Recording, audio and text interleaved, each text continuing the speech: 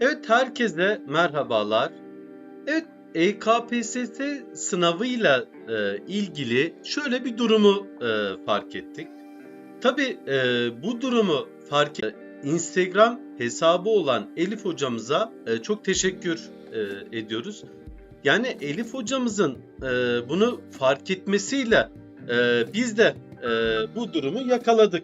Yani öyle söyleyelim.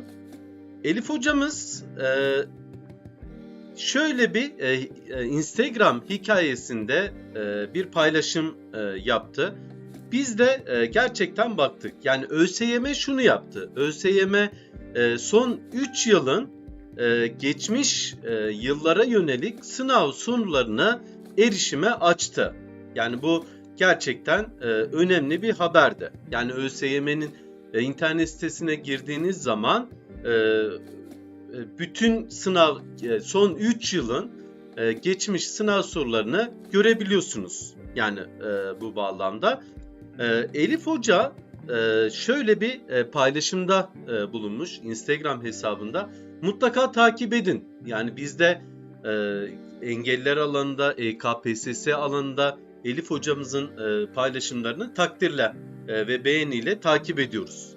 Öyle söyleyelim. Allah razı olsun. Yani neticede bunlar önemli arkadaşlar. Evet, görüyorsunuz ALES var, DGS var, KPSS var.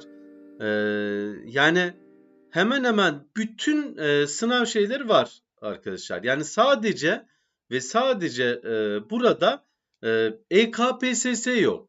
Yani bu bağlamda bizler de yani bu yayını yapmaktaki amacımız yani buradan ÖSYM'ye seslenerek lütfen yani sizlerden ricamız EKPSS'nin yani son 3 sınav sorularını da erişime açın diyoruz. Yani bu önemli bir e, paylaşım olur. Yani burada EKPSS'nin yok sayılması söz konusu olamaz gerçekten. Evet, bu da önemli bir ayrıntı ve ÖSYM'ye olan talebimiz diyelim. Elif hocamıza da Anadolu Ajansı'ndan aldığımız haber bu. Bunu da